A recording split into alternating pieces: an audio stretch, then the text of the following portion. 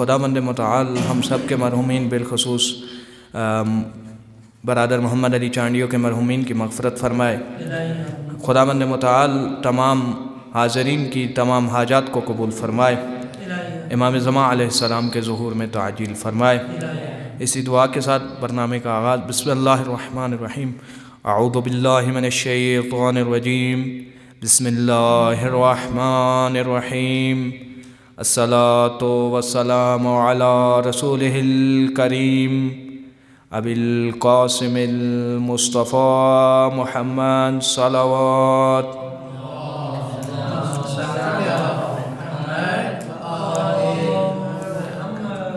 قال اللہ تبارک و تعالی فی کلامہ المجید وفرقان الحمید وقولہ الحق۔ بسم اللہ الرحمن الرحیم۔ ذالک ومن یعظم شعائر اللہ فإنہا من تقوی القلوب۔ قال اللہ تبارک و تعالی فی کلامہ المجید وفرقان الحمید۔ بسم اللہ الرحمن الرحیم۔ ان الصفا والمروة من شعائر اللہ صلوات۔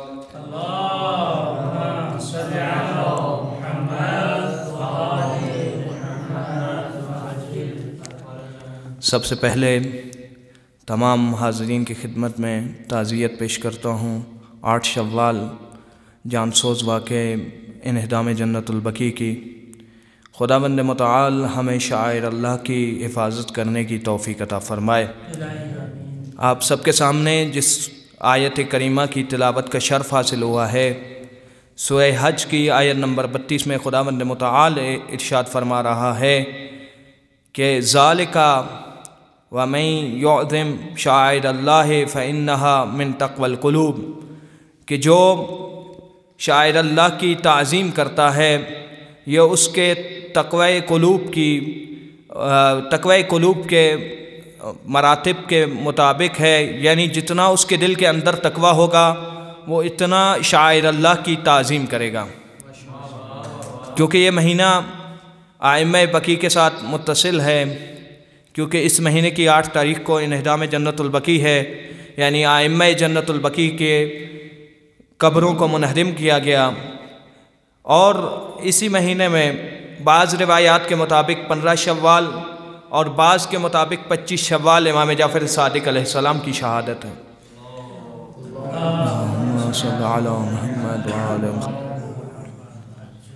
تو ہمارا فریضہ ہے کہ ہم ان ایام کو اتنے پرجوش انداز سے منائیں کہ دشمن کو پوچھنا پڑے کہ اس دن کیا ہوا تھا، یا اس دن کو جو واقعہ سرزد ہوا انجام دینے والا کون تھا، تاکہ مسلمانوں کے لباس میں چھپے ہوئے منافقین واضح اور ظاہر ہو جائیں۔ جنت البقیع جو اتنا مہم ہے، اسلام کے 2 بڑے قبرستان میں جس کا شمار ہوتا ہے، وہ قبرستان کہ جس میں تقریباً 12,000 سے زائد اصحاب پیغمبر کرام کی قبور ہیں،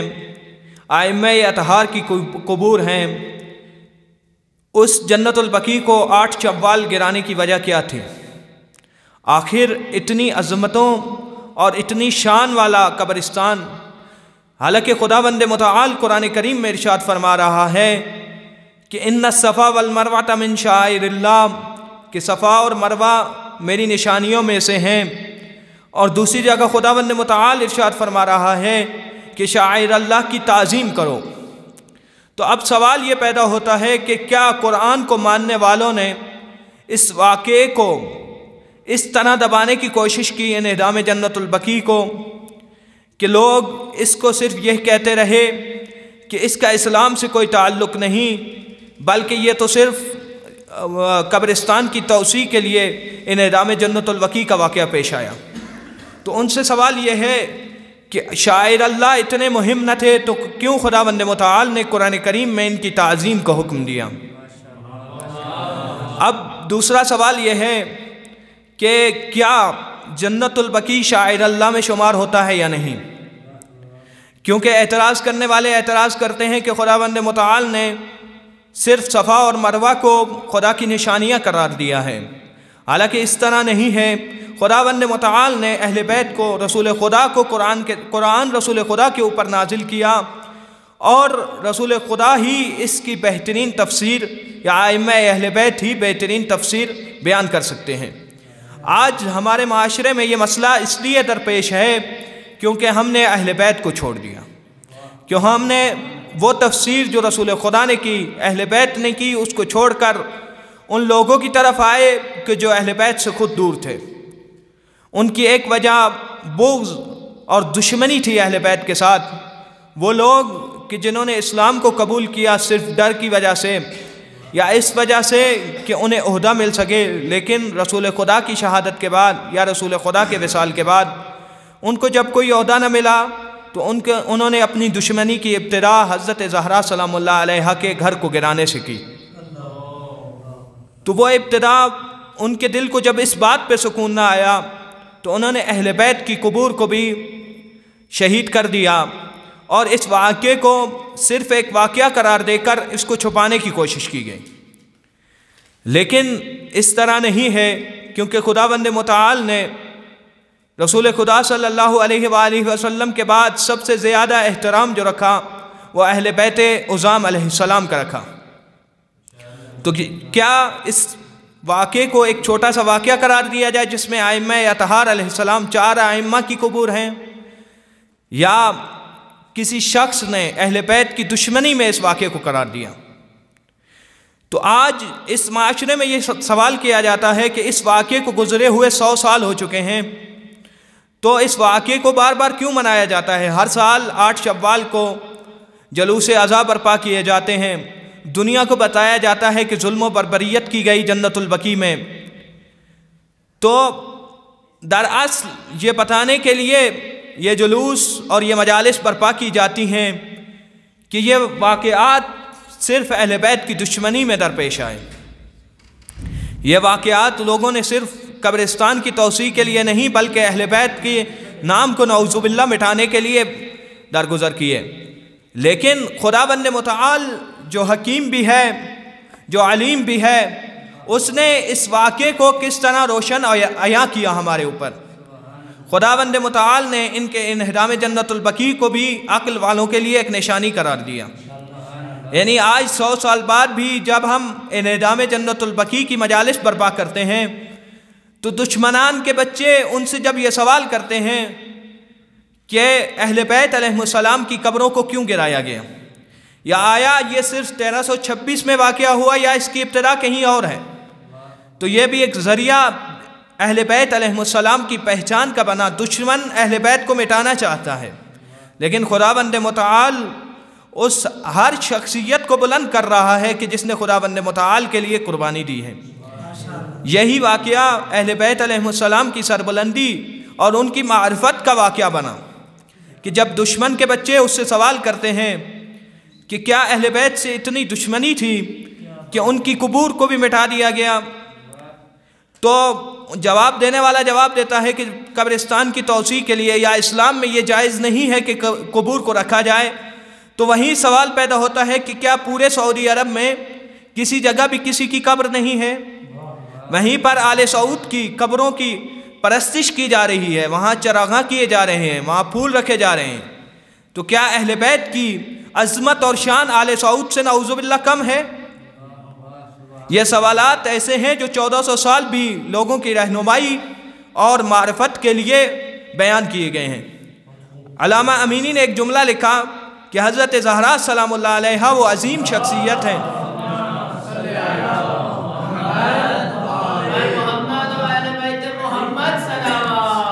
اللہم صلی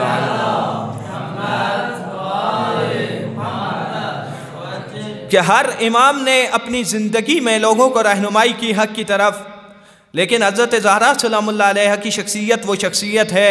کہ جنہوں نے اس دنیا سے جانے کے بعد بھی لوگوں کو رہنمائی کی ہدایت کی طرف۔ اور خداوند متعال کیونکہ خدا کا وعدہ ہے کہ جو خدا کے لیے اپنی جان قربان کرتا ہے خداوند متعال اس کے نام کو بلند کرتا ہے۔ خداوند متعال قرآن کریم میں ارشاد فرما رہا ہے کہ تم میرا ذکر کرو میں تمہارا ذکر کروں گا۔ تو اہل بیت نے جب اپنا سب کچھ راہ خدا میں لوٹا دیا تو خداوند متعال جو قرآن کریم میں ارشاد فرما رہا ہے کہ جو مکر کرتے ہیں خدا سب سے زیادہ مکر کرنے والا ہے، یا شاید ترجمے میں کوئی اتباع ہو لیکن اس کا مفہوم یہی ہے۔ تو دشمن کے مکر و فریب یہ تھے کہ اہل بیت کو نعوذ باللہ انہدام جنت البقیع کر کے یا اہل بیت کا نام مٹا دیا جائے گا، لیکن خدا نے اہل بیت کی پہچان کا ذریعہ اس دن کو بنا دیا، یعنی قبور ائمہ کو گرا کر اس بات کی طرف اشارہ کیا گیا کہ کتنے ظالم اور سفاک لوگ تھے کہ جن کی ڈر کی وجہ سے اہل بیت کی قبور کو بھی مخفی رکھنا پڑا۔ یعنی آج جب حضرت زہرا سلام اللہ علیہا کی قبر کی بات آتی ہے تو یہ سوال پیدا ہوتا ہے، اور اعتراض کرنے والا یہ کہتا ہے کہ وہاں تو نعوذ باللہ حضرت زہرا کی قبر ہی نہیں ہے، تو کیا یہ خدا کے رازوں میں سے ایک راز نہیں؟ خداوند متعال حضرت زہرا کے دشمن کو اس طرح بے نقاب کرنا چاہتا تھا کہ حضرت زہرا سلام اللہ علیہا کی قبر کئی مقامات پر ہونے کی اس بات پر دلیل ہے کہ حضرت زہرا سلام اللہ علیہا کس مظلومیت سے اس دنیا سے گئیں۔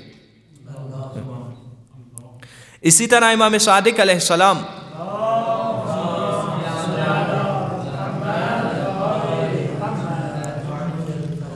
کہ جن کی شہادت کے ایام اسی مہینے میں ہیں،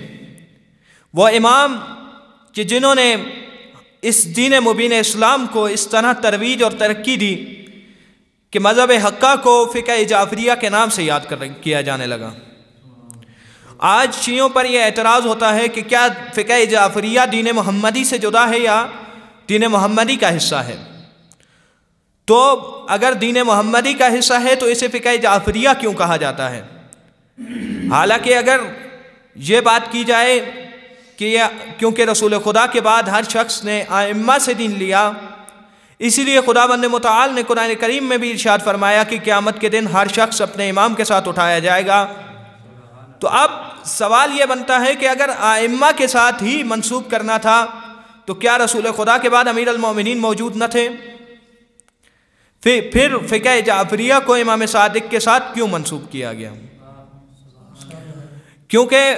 امیر المؤمنین کے دور میں اتنے مظالم اور اتنی اہل بیت کے ساتھ دشمنی عروج پہ تھی کہ جو رسول اللہ صلی اللہ علیہ وآلہ وسلم کا حقیقی دین تھا اس کو چھپا دیا گیا، اس کو مٹانے کی کوشش کی گئی، احادیث میں رد و بدل اور تبدیلی کی گئی۔ امیر المؤمنین کو بہت کم عرصہ ملا کہ امیر المؤمنین دین کا دفاع کریں۔ امام حسن مجتبی علیہ السلام کے دور میں بھی جنگوں کا آغاز کیا گیا، امام کو بھی بہت سی مشکلات کا سامنا کرنا پڑا۔ امام کے دور میں شیعوں پر پابندیاں لگیں جس کی وجہ سے واضح کھل کر اور واضح طور پر مذہب محمد و آل محمد سامنے نہ آ سکا۔ سید الشہداء کے دور میں کہ جب میدان کربلا میں واقعہ کربلا کو جنم دے دیا گیا، یعنی محافظت دین میں امام حسین علیہ السلام اتنے مشغول ہو گئے کہ علوم محمد و آل محمد کو واضح طور پر بیان نہ کیا جا سکا، کیونکہ اس وقت کی اور اس دور کی شرائط کچھ اور تھی۔ لیکن جب امام محمد باقر علیہ السلام کا دور آیا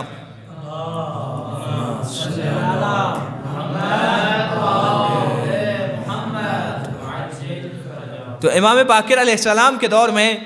امام محمد باقر علیہ السلام نے جب بنو امیہ کا دور ختم ہو رہا تھا اور بنو عباس یہ آپس میں جب برسر بیکار تھے تو اہل بیت کو یہ موقع ملا کہ علوم محمد و اہل بیت محمد کو ترویج دیں۔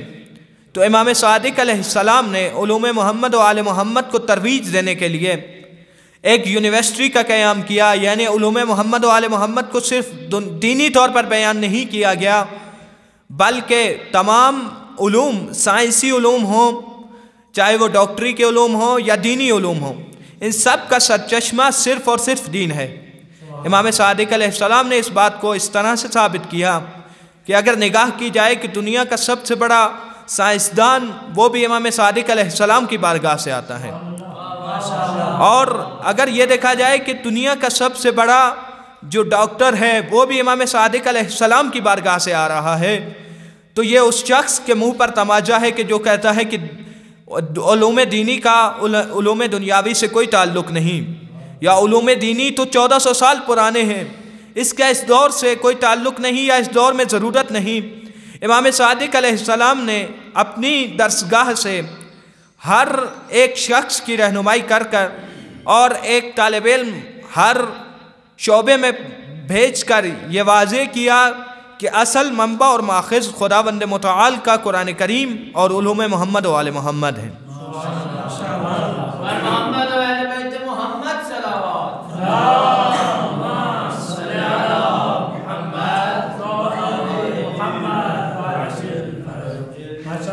خداوند متعال سے دعا ہے کہ خدا مجھے بھی ہاتھ اٹھانے کی توفیق عطا فرمائے۔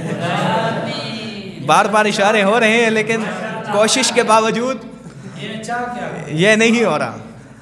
تو اہل بیت علیہ السلام کی زندگی میں ہمارے لیے نمونہ عمل ہے۔ تو کیا جب جنت البقیع کو انہدام کیا جا رہا تھا تو وہ دور امام زمان علیہ السلام کا دور تھا۔ ایک شبہ جو آج کل بہت سوشل میڈیا پر پھیلا ہوا ہے کہ اگر نعوذ باللہ امام زمان زندہ ہیں اور موجود ہیں تو جب انہدام جنت البقیع ہو رہا تھا تو امام نے دفاع کیوں نہ کیا؟ حالانکہ ہر دور میں اعتراض کرنے والا یہ اعتراض کرتا ہے کہ جب امیر المومنین کے دور میں یہ کہا گیا تھا کہ حضرت زہرا سلام اللہ علیہ کی قبر کو نعوذ باللہ دوبارہ سے کھول کر اور حضرت زہرا سلام اللہ علیہ کے جنازے کو پڑھا جائے گا تو امیر المومنین نے دفاع کیا۔ لیکن آج کا دور اگر آج کے امام زندہ ہیں تو امام نے دفاع کیوں نہ کیا؟ تو کیونکہ جب ہم کربلا کی طرف نگاہ کرتے ہیں تو سید الساجدین کے سامنے امام حسین علیہ السلام کے لاش کو پامال کیا گیا، لیکن سید الساجدین خاموش رہے کیونکہ مصلحت خدا اسی میں تھی۔ تو آج اعتراض کرنے والا جب یہ اعتراض کرتا ہے تو اس کا جواب یہ ہے کہ جو بھی امام جو بھی قدم اٹھاتا ہے وہ مصلحت خدا کے تحت ہوتا ہے۔ امیر المؤمنین علیہ السلام نے اگر جنگیں کی تو وہ بھی مصلحت خدا کے تحت تھیں، امام حسن مجتبیٰ نے صلح کی تو وہ بھی مصلحت خدا کے تحت تھی۔ تو امام زمان علیہ السلام کا وجود کیونکہ غیبت میں رہنا خداوند متعال کی طرف سے مصلحت پروردگار ہے، اس لیے امام زمان علیہ السلام کے صبر کا شاہد امتحان ہو کہ جنت البقیع کو شہید کیا گیا اور امام خاموش ہیں۔ آج کیونکہ انہدام جنت البقیع کو گزرے، آج مناسبت ہے انہدام جنت البقیع کی، ہر امام کے مصائب پڑھے جاتے ہیں، لیکن یہ وہ دن ہے کہ جو ائمہ بقیع کے ساتھ منسوب ہے۔ یہ دن ہر امام ایک دن میں ایک امام شہید ہوئے، لیکن یہ وہ دن ہے کہ جب چہار ائمہ اور حضرت زہرا سلام اللہ علیہ کو شہادت کے بعد دوبارہ شہید کیا گیا، یعنی قبر کے اندر بھی اہل بیت علیہ السلام کے دشمن ائمہ کو شہادت کے بعد بھی اتنی دشمنی رکھتے ہیں کہ ان کی قبر کو گرایا گیا۔ آج جب ہمارے سامنے طاقت ہونے کے باوجود ہمارے پاس تمام وسائل موجود ہوں اور خدا نخواستہ کوئی ہمارے والدین کی قبر کی طرف نگاہ کرے تو ہم اس شخص کے خلاف کھڑے ہو جاتے ہیں۔ ہر امام کے دور میں امام پر ایک مصیبت آئی اور امام نے اس پر صبر کیا، تو جس امام کے دور میں جو بھی مصیبت آئی یا جس امام کی شہادت ہوئی تو لوگوں نے جو تعزیت پیش کی وہ اس وقت کے امام جو موجودہ تھے اس کو پیش کی، لیکن جب انہدام جنت البقیع آیا تو صرف موجود تھے تو صاحب الزمان، کیونکہ یہ دور امام زمان علیہ السلام کا تھا۔ تو آئیے پرسہ پیش کرتے ہیں امام زمان علیہ السلام کی بارگاہ میں۔ ہر امام کی مظلومیت کو بیان کیا جاتا ہے کہ اول مظلوم ہیں امیر المومنین، سید الشہداء سب سے بڑے مظلوم ہیں، مگر صاحب الزمان کی مظلومیت کا اندازہ اس بات پہ لگائیے کہ جب امیر المؤمنین کے دور میں بھی حضرت زہرا سلام اللہ علیہ پر لوگوں نے زندگی میں ستم کیے، امیر المؤمنین خاموش رہے۔ حضرت زہرا کا پہلو زخمی کیا گیا، امیر المؤمنین خاموش رہے۔ حضرت محسن شہید ہو گئے، امیر المؤمنین خاموش رہے۔ حضرت زہرا پر جلتا ہوا دروازہ گرایا گیا، امیر المؤمنین خاموش رہے۔ لیکن کتنی بڑی مصیبت تھی حضرت زہرا کی شہادت کے بعد کہ جب دربار میں یہ بات کی گئی کہ حضرت زہرا کے رونے کی آواز نہیں آ رہی۔ پتہ کیا جائے کہ جب ہم نے پابندی لگائی تھی تو جنگل میں جا کے رویا کرتی تھی نبی کی بیٹی، آج رات کو بھی رونے کی آواز نہ آئی، دن کو بھی رونے کی آواز نہ آئی، تو وجہ کیا ہے؟ معلوم ہوا کہ حضرت زہرا سلام اللہ علیہا اس دنیا میں نہیں رہیں۔ تو لوگوں نے یہ فیصلہ کیا کہ حضرت زہرا سلام اللہ علیہا کی قبر کو شہید کیا جائے گا۔ حضرت زہرا کی قبر سے حضرت زہرا سلام اللہ علیہا کے جسد کو نکالا جائے گا اور دوبارہ جنازہ پڑھا جائے گا، کیونکہ جب یہ بات تمام عالم میں پھیلے گی کہ نبی کی بیٹی اس دنیا سے رخصت ہو گئی اور نبی کے منبر پر بیٹھنے والوں نے جنازہ نہ پڑھا، تو انہوں نے اپنی سلطنت بچانے کے لیے یہ فیصلہ کیا کہ ہم حضرت زہرا کی قبر کو کھولیں گے اور دوبارہ جنازہ پڑھ کے دفن کریں گے۔ یہ خبر جب امیر المؤمنین تک پہنچی تو امیر المؤمنین تلوار لے کر، وہ تلوار جو امیر المؤمنین علیہ السلام نے رسول خدا کے بعد رکھ دی تھی، کیونکہ وصیت تھی رسول خدا کی یا مصلحت خدا تھی اس میں کہ امیر المؤمنین نے وہ تلوار نہ اٹھائی رسول خدا کے بعد، لیکن آج وہی امیر المؤمنین وہ تلوار اٹھا کر حضرت زہرا سلام اللہ علیہا کی قبر پر موجود ہیں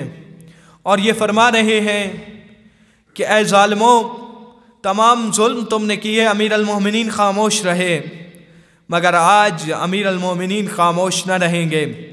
اگر کسی نے اس قبر کی طرف ہاتھ اٹھایا تو مدینے میں ایک جنگ کا سما ہوگا۔ لوگ امیر المؤمنین سے ڈر گئے، امیر المؤمنین کی طاقت کا اندازہ تھا دشمنوں کو۔ منافقین امیر المؤمنین کی تلوار کی وجہ سے خاموش ہو گئے۔ یہ انہدام جنت البقیع جو ہم مناتے ہیں، اس کی ابتدا 1326 میں نہیں ہے، یہ ہوا تو 1326 میں، لیکن ابتدا اس کی 11 ہجری سے کر دی گئی۔ اس وقت کر دی گئی جب لوگوں کے اندر یہ بات لوگوں کے ذہن میں آئی کہ اہل بیت کی قبر کو دوبارہ کھولا جائے، اہل بیت کو اتنی اذیت دی جائے کہ قبر میں سکون نہ کرنے دیا جائے۔ اتنے مظلوم ہے صاحب الزمان کہ اس مصیبت پہ جس پر امیر المؤمنین نے بھی تلوار اٹھا لی، ہمارے زمانے کے امام خاموش ہیں، خون کے آنسو رو رہے ہوں گے شاید امام، کیونکہ کوئی بیٹا یہ بات برداشت نہیں کرتا کہ اس کی ماں کی قبر پر بلڈوزر چلایا جائے اور بیٹا موجود ہو، طاقت بھی رکھتا ہو لیکن مصلحت خدا کی وجہ سے خاموش ہو۔ ہم امام زمان سے سوال کرتے ہیں، یا صاحب الزمان، آپ تو طاقت رکھتے تھے، پھر جب یہ واقعہ پیش آیا تو آپ خاموش کیوں تھے؟ تو عجب نہیں ہے کہ صاحب الزمان کی آواز آئے کہ جب میں نے کربلا کی طرف نگاہ کی، میری نگاہ سید الساجدین پر جا کر رکی کہ جو 72 لاشوں کے درمیان کھڑے تھے، سید الشہداء کے لاشیں کو پامال کیا جا رہا تھا، مگر سید الساجدین مصلحت خدا کی وجہ سے خاموش تھے۔ تو یقیناً جواب یہی آئے گا کہ میرا دل بھی خون کے آنسو روتا ہے، مگر مصلحت خدا اسی میں ہے، راز خدا اسی میں ہے کہ خاموش رہوں۔ وَسَيَعْلَمُ الَّذِينَ ظَلَمُوا أَيَّ مُنْقَلِبٍ يَنْقَلِبُونَ۔